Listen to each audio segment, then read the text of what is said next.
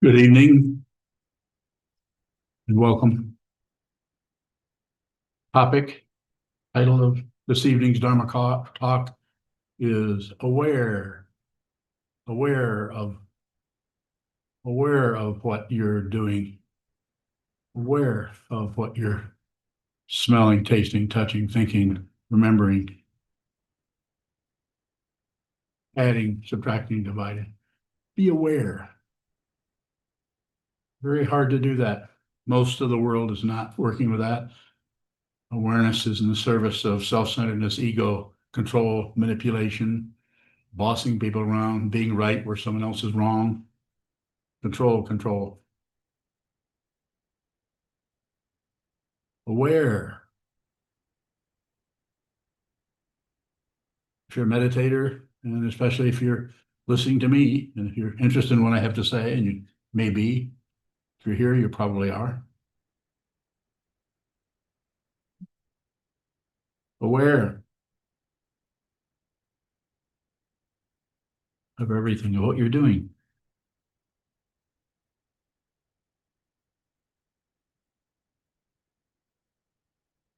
Needs to be a priority. It doesn't really matter what you do ultimately and relatively also. Of course, I'm not saying just go ahead and hang out and hurt people or push people around or take their money or manipulate them or trick them or scapegoat them or whatever. Be aware of what is happening, what shows up in your mind stream, what shows up out in front of you. Be aware of that. If the awareness is primary, you're not going to make any mistakes. You're not going to hurt anyone. You may do some things that are not in line with the people around you, your circle, your community, your family, your mom or dad or spouse may do something that they don't particularly approve of because they're not operating more than likely out of awareness. They're operating out of judgments, opinions, evaluations, laws, rules, ethics, what you should do, what you shouldn't do. They're not wrong. They're relatively, probably very correct, very accurate, very believable. They have evidence, proof that they're right. I just want to emphasize that. I didn't much feel like coming in here and giving this talk. I even tried to get Conjurman to do it, and she refused. I don't blame her. So fundamentally, this is something I would like to emphasize. It's so important. You are not going to be able to straighten up and fix yourself and live up to any kind of a standard. You may do a little bit, but then the ego mind, the self-centered mind, is looking for results, and it'll settle for results before you actually make any change. It'll settle for the idea of success, the idea of accomplishing, living up to a standard or a certain protocol that is ethical or appropriate or should be happening or goodness.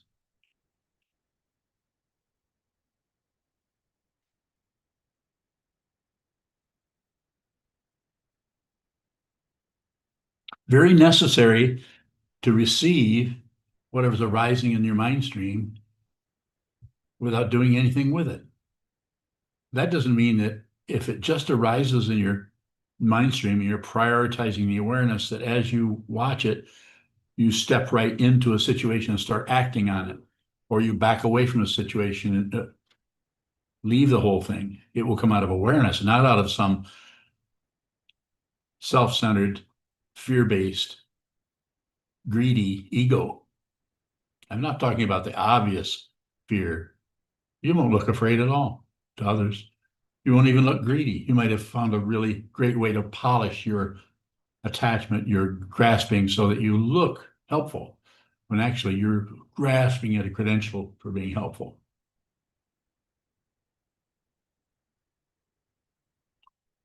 Not wrong. I'm not here to scold you about that. I'm making a suggestion to you.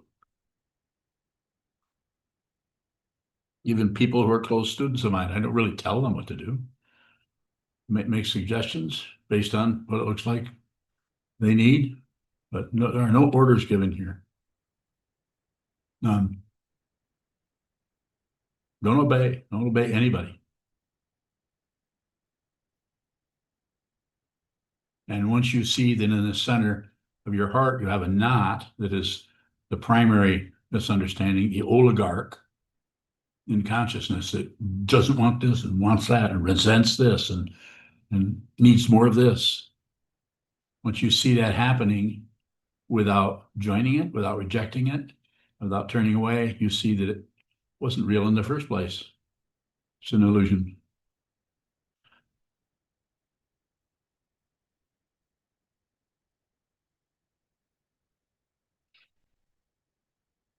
Aware,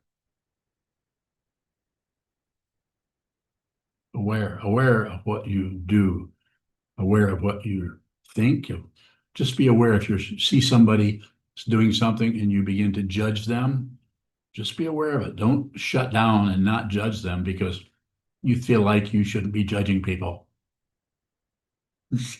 You will not have a success story from the understanding that I have because it's circular. You may accomplish that a little bit, but the fundamental misunderstanding is much deeper than that. Not just on the surface of correcting things, cleaning up your act, so to speak, getting your shit together and all of those other cultural terms, expressions. The rest of the world's probably doing that on some level, changing this, changing that, pushing this, pushing that, modifying, going to war, going to peace, positions, positions, positions. You don't have to do that.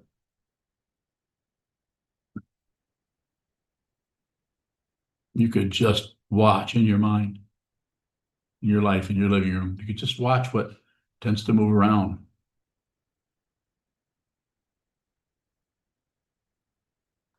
May not be very entertaining.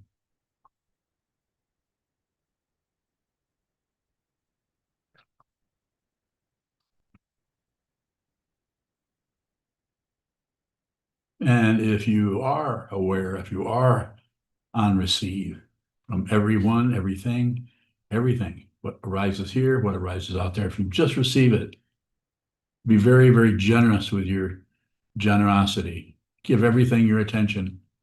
It's anything that moves, receive it. You don't have to push away from everything you were busy doing to look over to see what you're supposed to receive. That's not the idea. It's just include that. It might be just a movement just off of your left shoulder. Just be aware of that. Just be aware. If your full attention is needed over there, you won't be able to resist it. Why? Not because you make a decision, but because if you are here and completely present, everything, you could say it this way, everything is telling you what to do next. You don't make decisions. I've said this the last several talks. You don't make decisions. You don't look for an either or. You really don't know what to do next. Ego doesn't want that position. Ego does not like that atmosphere of not knowing what to do next. It wants a reference point. How am I doing? Is this okay? Is this bad? Is this good? Should I do this? Shouldn't I do this? We might be having this kind of a conversation as a internal monologue of some kind.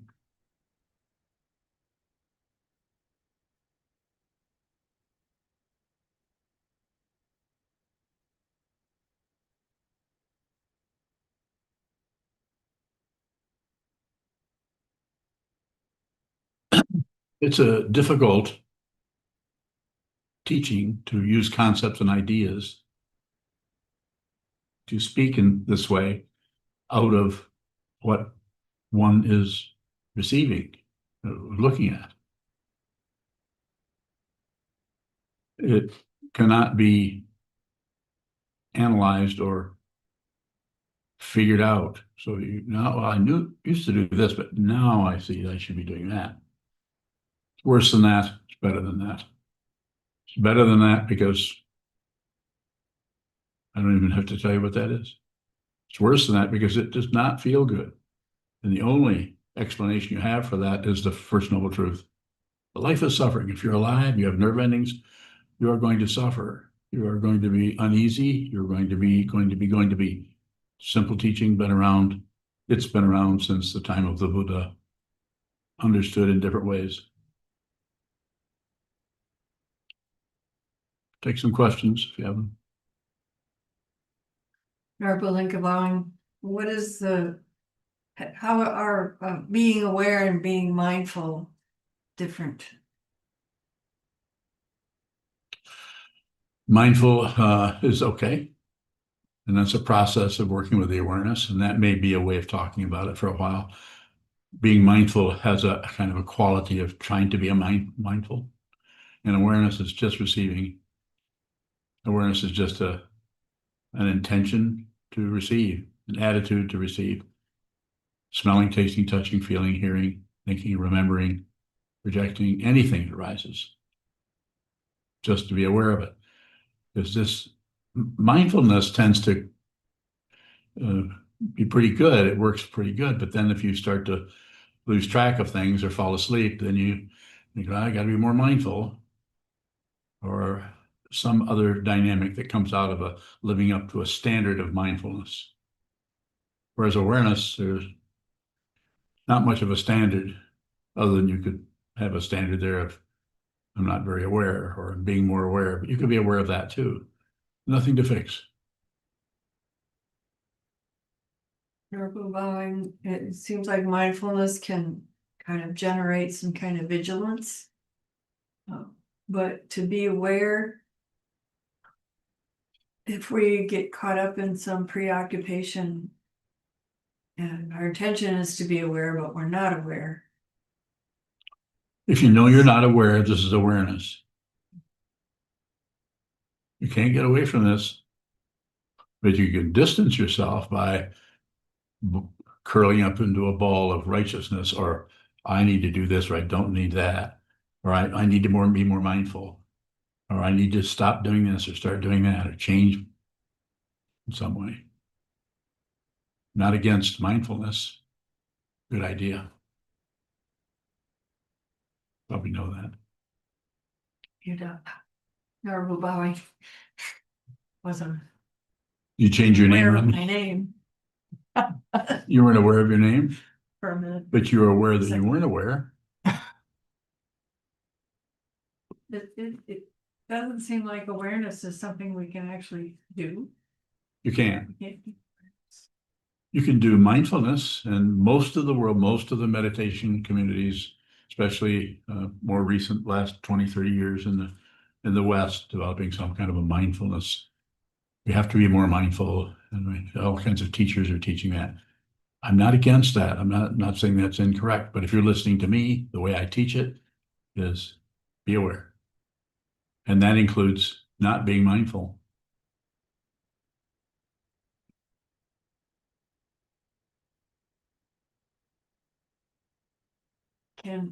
or move on.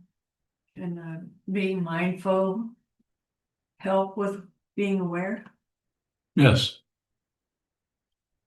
So be mindful. Difficult to put into words what it is I'm endeavoring to point to or help you become what? Aware of, without, and still not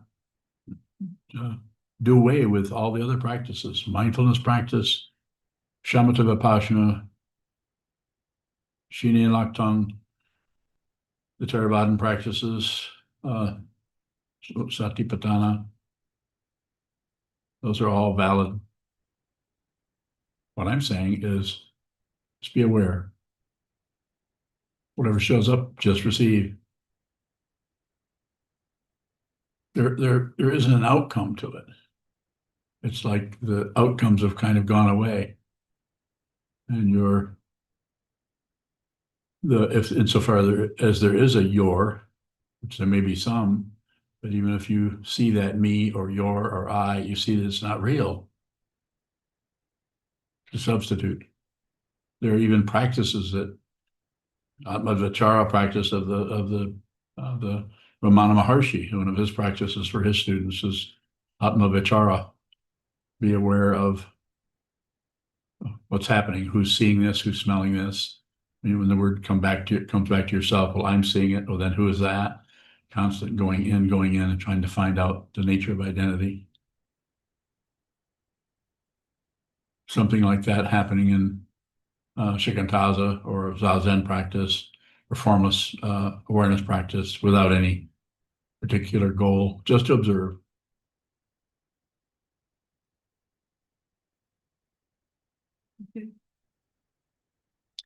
Conjure bowing, does awareness inevitably involve slowing down? Yes. A good example of that is you come in here and say it's an hour sitting, a 3 hour or 4 hour sitting. You come in here, you slow down, your body just sits here. You just sit still. You might shift a little bit if your leg goes to sleep or your back starts to bother you because we're not used to sitting very still. Sit still, slowing way down, less movement. Body, mind are not separated, but they're fundamentally not separate. And over time of returning to the cushion, sitting meditation, the body becomes very still. And then the mind, that aspect of the body we call the mind, slows down also. Less production, more reception. Conjure bowing, your talk title is Being Aware of What We Do. What else can we do to be aware other than sit on the cushion and strengthen awareness? So when I talk about awareness of what you're doing, that was topic. Awareness of what you're doing is what I'm endeavoring to address there is how much we're always we are always trying to control what we're doing, not do this and do this, and some kind of control thing seems to be leading the way there. Where what's being said here is be aware of what you're doing and not too concerned about what you do. Now that doesn't work if you use that as some kind of validation for doing whatever the hell you want to. That might show up in any case. Some kind of just obvious outflow that you don't know where it came from, but here it is.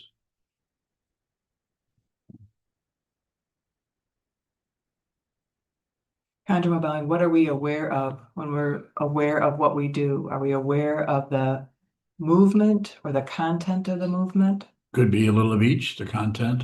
We're also aware that when we are aware of something, we're aware that there's other interpretations coming along with that. The awareness that we shouldn't be doing that might be showing up there also. But we're just aware of it. We don't leave the awareness to actually activate something, do something about it. But we might, if the causes and conditions that are rising up are so, and we're seeing so many aspects to whatever situation we're in, we might find ourselves doing things that we operating in a way that we wouldn't, the ego mind wouldn't necessarily take that direction. Whereas consciousness only can take directions that is not particularly funded by the ego. Conjure bowing, it seems like your teaching is to don't do anything that unless you have to. It is. So in addition to slowing down, is there, again, that seems like such egoic activity if we consciously choose to not do anything. So this is what sitting practice is. You can't really not do anything, but you can limit your activity, hold still and watch what continues to move. And so eventually the ego, which is like a little corporation with an oligarch at the top, becomes nonprofit. Consciousness only, no gaining idea, doesn't need anything. It just functions as awareness. It's just in the service of everyone and everything.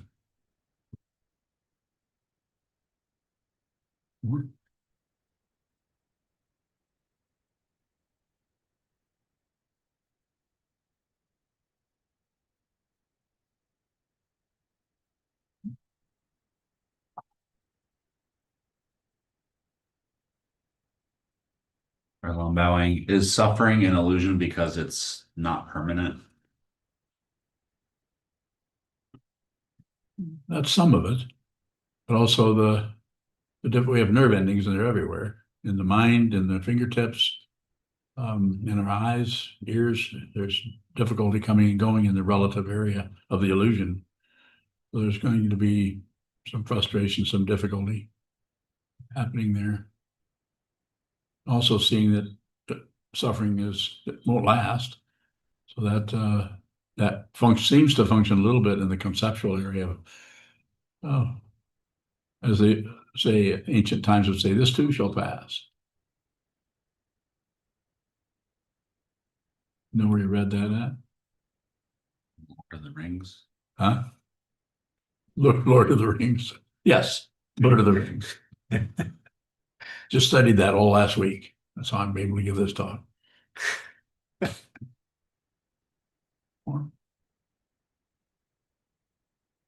Anyone else? Yes, yes, sir. Bowing, when we're aware that we're not aware, what does that show us about our practice? That shows up. It's not a conclusion that we're not aware. You're just aware that there's a quality of awareness that is shut off somehow. You're aware of your ignorance.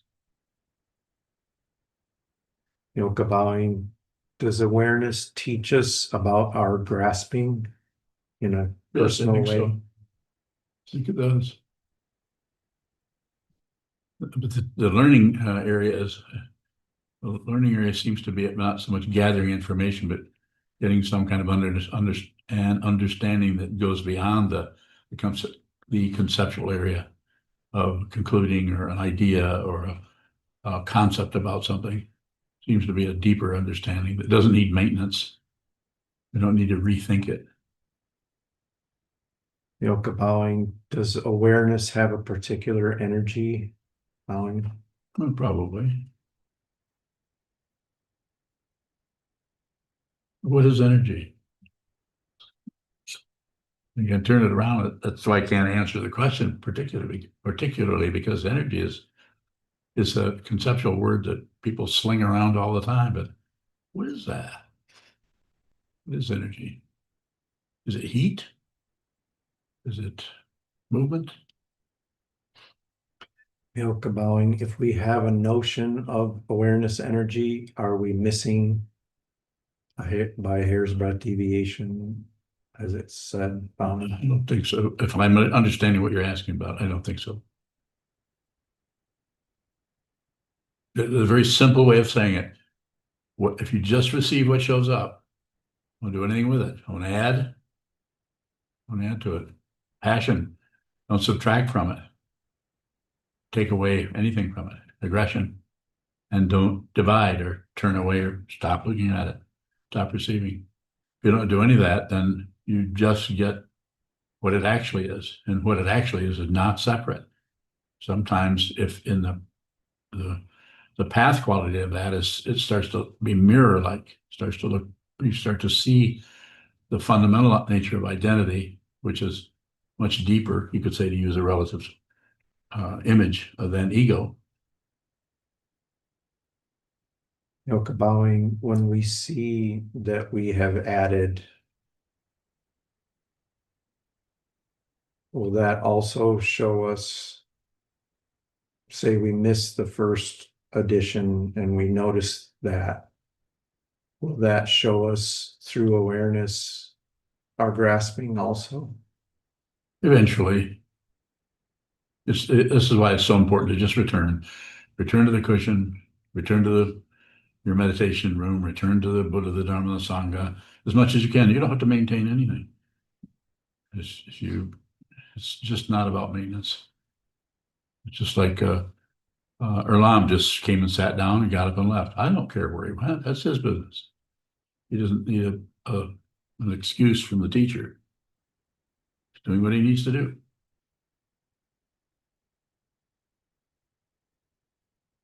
But you're welcome. But it's very easy for us to set up a standard, albeit quite difficult to see when someone functions in a way that we don't understand or we think is not how we would do it. For us to, that little feeling of judgment starts to arise. And we reinforce our self-centeredness by taking anything anybody does, whether it is in our family, in our community, or in the world, or wherever it may be. And anytime you come to a conclusion about anybody's activity, you might as well be dumping health food into your ego. It feeds off that situation of judging someone else, even if the person is doing something that most people would maybe agree that's shouldn't be happening. It's kind of a little crazy, but you as a practitioner need to be very aware of that and be aware and if you are judging or evaluating or condemning, be very aware of that. You don't have to clean up your act, but you do need to look at it. You don't have to clean it up. Because if you really look at it and you see it without cleaning it up, without pushing it away, without blaming anyone for it, whether it's your function or their function, or the function of the world,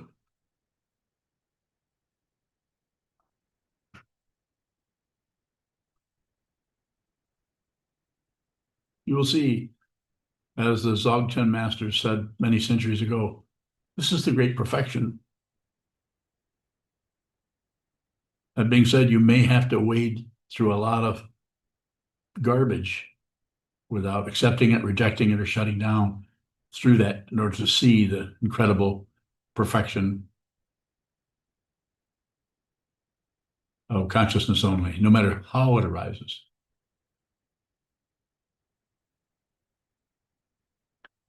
Kabawing, we often, it seems like, come to meditation in sort of a self-help mindset. Is awareness a kind of self-help? So coming to it with a self-help mindset is quite often what happens. We're confused, having difficulty, not sure what to do next, or feeling however, all the different things you could describe it. And so we look for a way to work with that. And sitting practice of meditation, a study of Buddhism, mindfulness practice, and all the other things you can name they seduce us in because even the ones that don't make promises, still their way of talking about it sounds promising. If you could see passion, aggression, and ignorance, start to see how that works, then of course the ego mind is, if I can just get rid of that, which is, it's just stage on the path thinking you have to get rid of something. It's worse than that. You can't get rid of it, but it's better than that, as you've heard me say a few times. And why would it be? Why is it worse? Because it's worse. It's suffering. It's difficulty. It's frustration. We have frustration. You might be successful at covering that up with activity, with drugs, or with philosophical conversations with your next door neighbor. Well, just because or your spouse, back and forth, back and forth. And then at the end of the day, figuratively speaking, you're right back with an unexamined, spinning, crazy mind. Because the idea is to see what that is, not to cover it up with your activity or your judgments, your opinions, your conclusions, etc.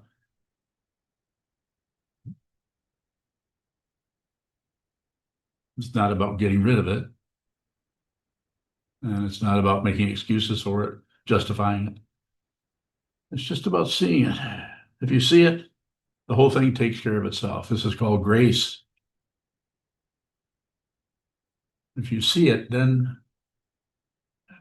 you use the relative statement. The whole thing falls apart. Your beliefs, your opinions, your judgments, what you've been studying and learning and thinking about and fretting with and struggling with for decades.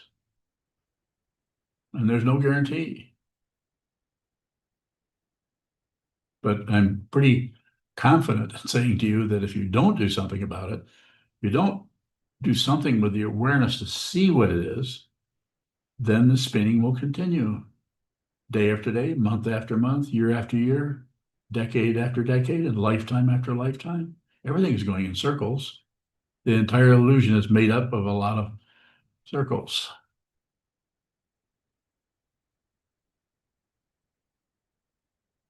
It'd be painful, yes. Conjure bowing, you say see what it is, and at the same time, it seems like you're saying it's not important to name it or label it or see it. I mean, do anything with it other than see it. I do. That doesn't mean that if you see what's happening, you might notice that it would be an area we would call the poison called aggression. It might be some quality of aggressiveness to it that just you're not analyzing it or trying to figure out which one it is. You just notice that a lot of aggression there. Another one you might say there's a lot of kind of distracting, turning yourself away and just not wanting to look at it anymore. Conjure Yes. bowing, I'm thinking particularly of the phrase fillers Yes. and the movements, the body movements that you've been drawing our attention to. Yes. And you're saying it's just important to see that, not necessarily understand why it's there. Why am I moving my hand right now? Not do nothing other than Receiving. see or receive the movement. Yes. In that case, is see and receive the same thing? Yes. Smell, see, hear, just hear. I think I used an example at the book study today. What time was that? Today, noon, 12:45. 12:45, where there was a noise that something over here fell. I still don't know what it was, and I don't care what it is. My curiosity has not gone away. My curiosity is about this, not some noise in the illusion. That doesn't mean that if the quality of that noise wasn't something that would indicate there's some kind of danger happening over there. It sounded like something that was placed somewhere and fell. Do you know what it was? The bell, the Oh. gong. The gong? Is it okay?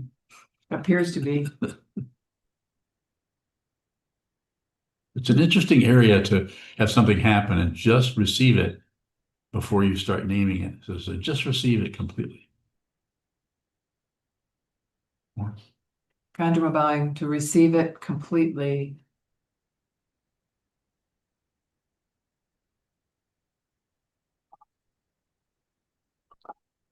Does that also include to receive what we do with it? Yes. So that's what coming back to the talk title. Be aware of what you do. It doesn't matter what you do. And you have to be careful not to take that to some kind of a validation. That there are things that you can do that are very unhelpful and dangerous and confusing to others, confusing to yourself, and add to the chaos. But to try to fixate on that such a way you've got to stop doing this, or fixate in such a way that you've got to do more of this, just adds to the apparent reality of the realism of the illusion. Whereas if you just wait, another relative term, just wait, watch what happens without particularly doing anything, then there's a possibility that your relationship to it could be completely you could say in phase with the way dependent origination arises. No person there, just activity coming out of dependent origination without the contamination of ego, greed, wanting to modify, wanting to be the most important person around, wanting to be enlightened.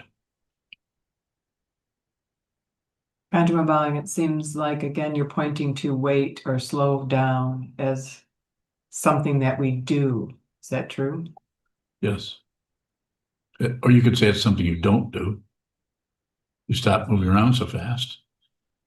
And you don't go get ice cream, you meditate. You don't do the dishes, you meditate. When you're done meditating, then you do the dishes. Good area. Anyone else in here?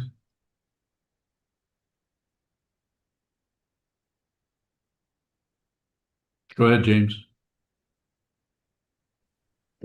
James Ballin.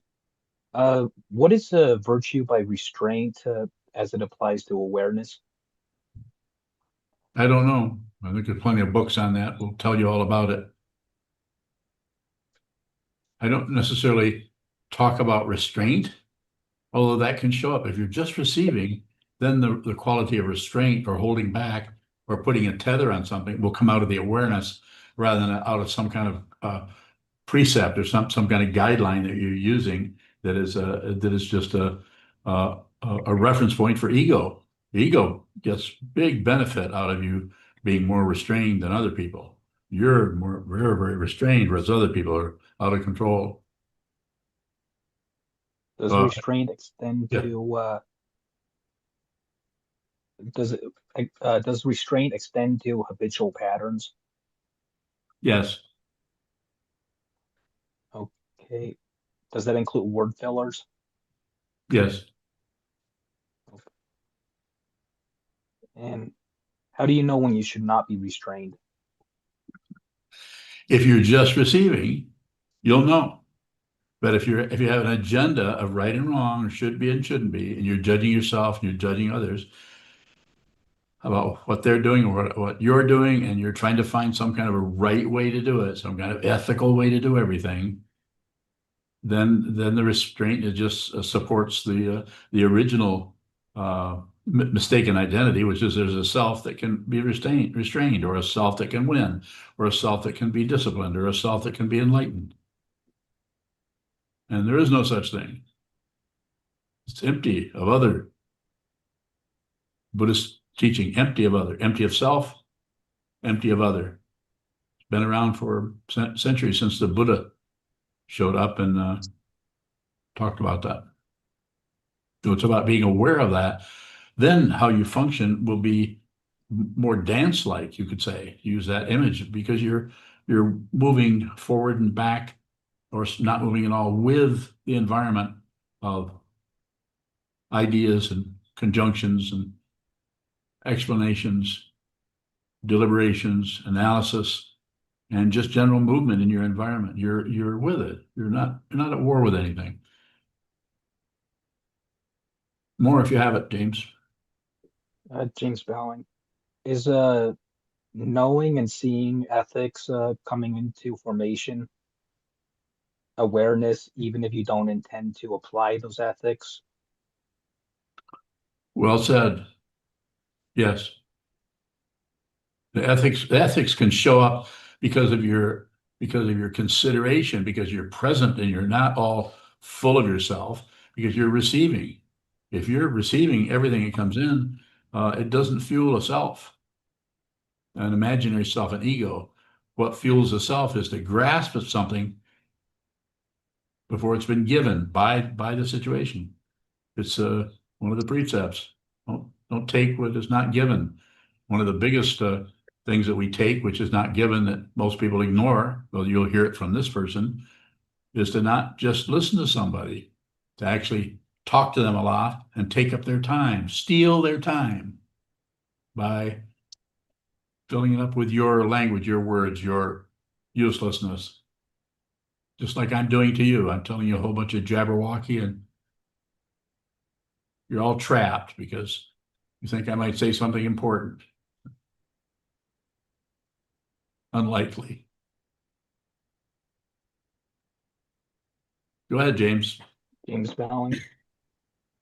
So with things that aren't given, a Yes. situation where somebody never wants to give of themselves,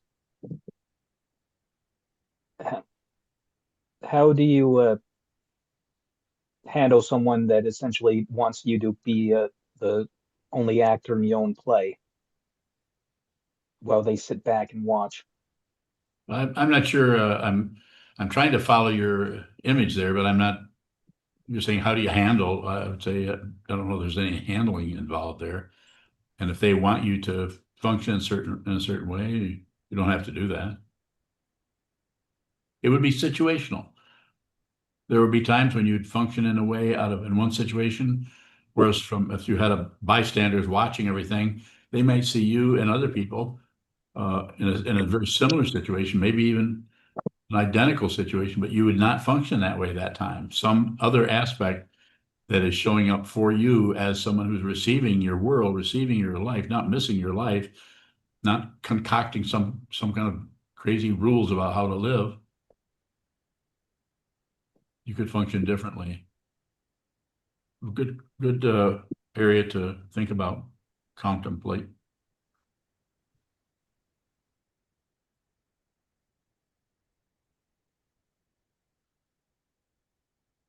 So how do you apply awareness to the link between grasping and clinging?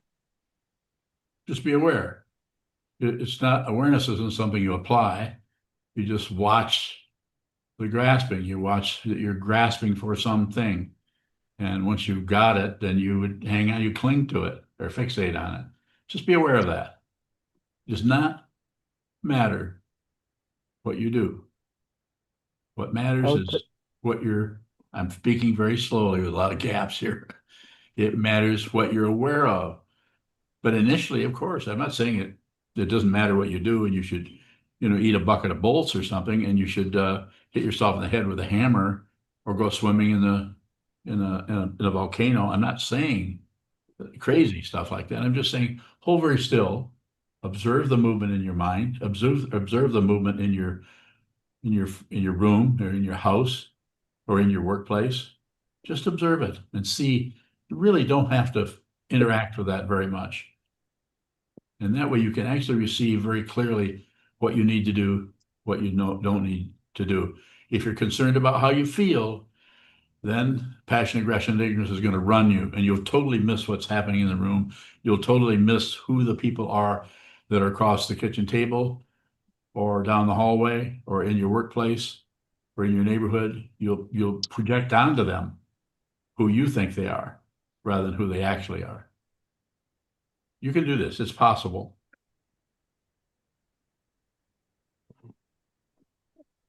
James Fallon. How does somebody who's blind, deaf, and dumb have awareness? They're probably better off than the rest of us. I'm joking, of course. I'm saying there's no way to predict that. I know people who are meditators who can't see, and they're just have just as much difficulty as anyone else. They may have a different description in their own mind, but they have difficulty. They're caught up in their thoughts and their emotions, their judgments, their opinions. And people who can't hear, there's a limitation there. But there's just limitations and modifications around the sense fields, including the mind, are quite complicated and quite numerous. So I would say anytime you have a how do you question for me, I would say just be aware of it. Because the situation that you might say, well, how do you handle this situation? And I would say just meet it where it's at, see what it is. See what it is from the point of view of the energy there and the direction, the movement, rather than try to jump in with some kind of a plan or an agenda for how to deal with that or how to work with that particular situation. James Fallon. What is watching in terms of its most core definition? So you have to use a concept. So the one that I use is consciousness. Consciousness is watching, observing, or receiving. Consciousness just receives. There's all these nerve endings. There's the 5 sense fields, 6, including the mind, which also doesn't really produce like we sometimes think it does. It doesn't produce, it receives.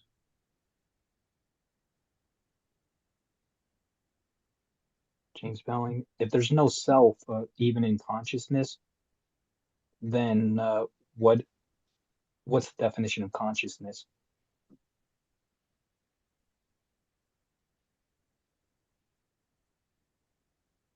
You understand? It's swaying back and forth a little bit. Is that what it is? There's no words for Smile. that. There's no words for that.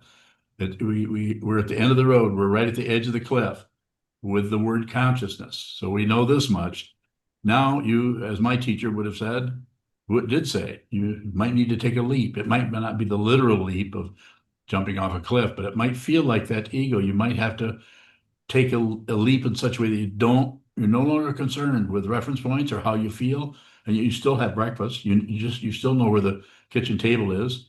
These things are because you're just on receive, so you receive the walls that are passing by you as you go down a hallway. You're moving down the hallway, but the walls are actually passing by.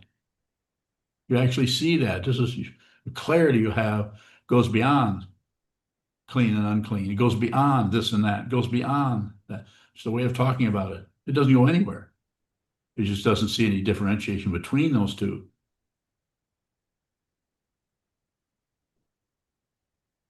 Are there any questions in here?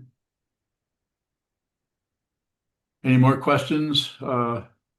Since Jason has kind of cleaned me out there, or James, I mean. James has got all the answers I was ready to give. So now I don't have any answers left. So now's the time to come and get me.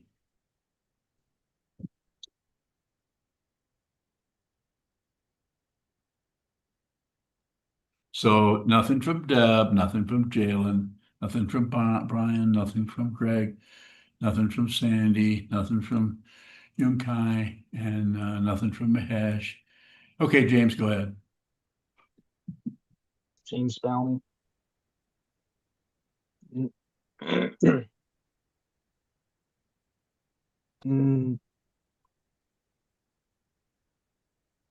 What's the actual building of ego? What is Is it- building it? No. What's the actual substance or nature of the building of it? What is It's just consciousness. Consciousness has a body, shows up as a living form. Rocks are consciousness. The sky is consciousness. These walls are consciousness. My hand movements are consciousness. The body-mind complex arises and it's very complicated. You look at parts of it, and it's just amazing how it's like saying, who invented that? It's pretty amazing. But we are consciousness. We're not this body, but consciousness arises in the body and starts to assume some kind of separation or identity. An ego is just a kind of you could say it's like it's not something, but it's like a lump or a contraction in consciousness that uses the body to contract. When this body goes away, that comes apart. And then the mind can possibly scramble to try to keep it together. It's called called a dream or a fantasy or a nightmare. It could be any number of things, depending on the causes and conditions that brought you into such a thing as dying in the first place, or in the last place, I should say. is This there is a why real it's, point? go ahead, please. Is there a real point of view within the dream inside of the body? No, there's no real separate point from anything. It looks like it. It looks like trees are over there and the sky's up there and the ground is over here and the Greyhound bus just went by and I missed it. It looks like that.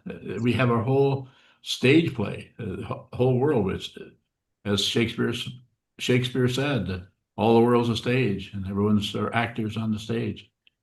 My words, not his, but so it's an illusion. So there's no, if you go within, like I'm always pointing this way, and the reason it's not a trick. I'm just saying if you go within, I can tell you won't find anything.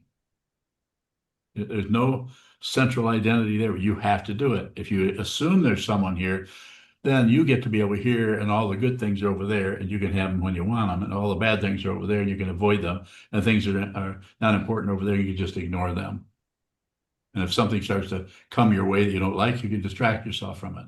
But if it comes your way and it's really aggressive, you can stop it or you can call the police.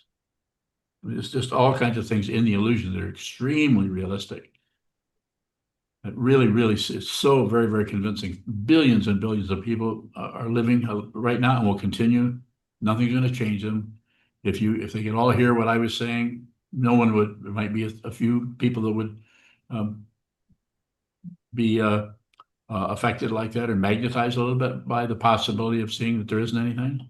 This is an illusion. But most people prefer to believe the illusion and just try to get ahead.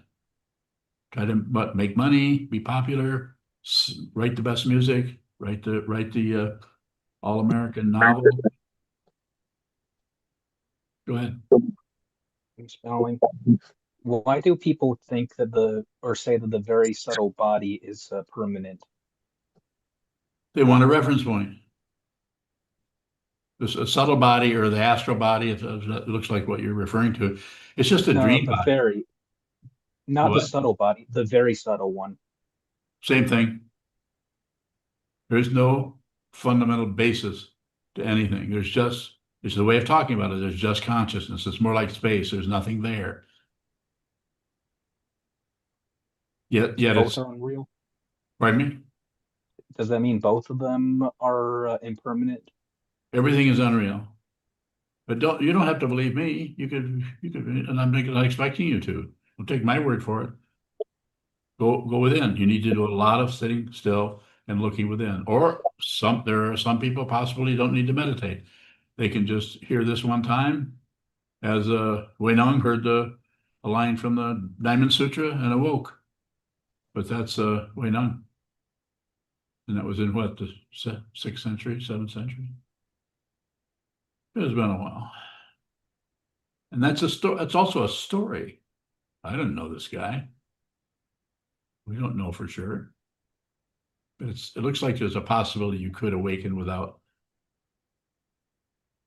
sitting meditation. It just seems from the point of view over here, unlikely. This person had to sit still a lot to even get in a position of sitting in this position here and giving a talk on the Dharma, where pretty arrogant of me to think I have anything to say about anything.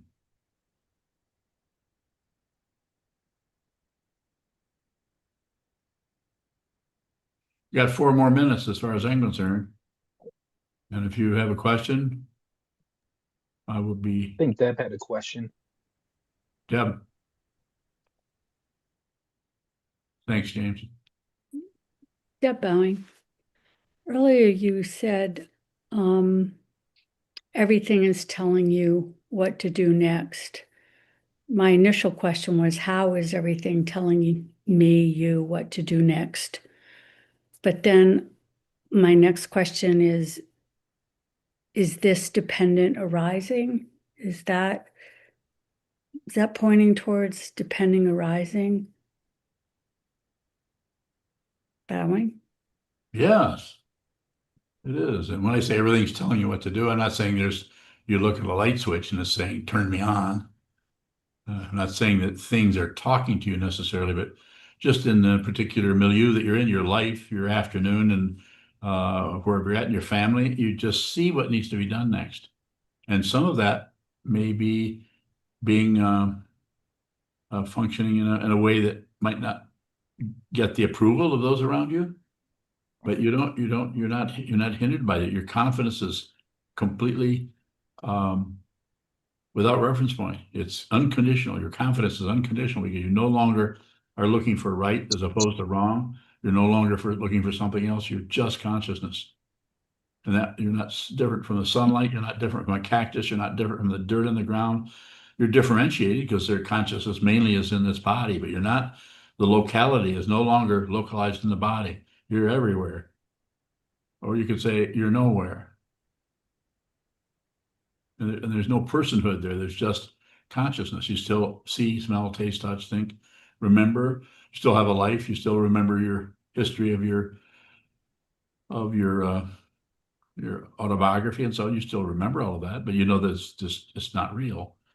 The fabrication that we for a long time believed in, thought we were this person living this life, going somewhere. So what was the other part of your question? First part? Bowing was, how is everything telling me what to do? But I think I understand that a little bit more now. I guess the next question was, when you described it as you just do what has to be done, you're not pushing against it. I still see myself pushing up against a lot of that. So just watch that. Yes. Okay. Bowing. But just observe, there's nowhere to get, but there's a lot to see, a lot to experience, a lot to feel, smell, taste, touch.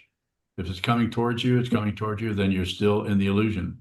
It just becomes more and more illusory and less real. If you're just receiving, you're doing nothing with it. It can be quite intense. Thank you. Bowing. Thank you. Very good. I think we can close there.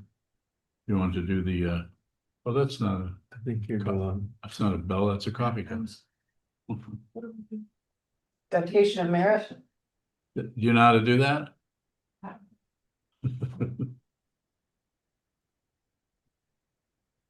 Okay, we're doing the dedication of merit. Which one will you do?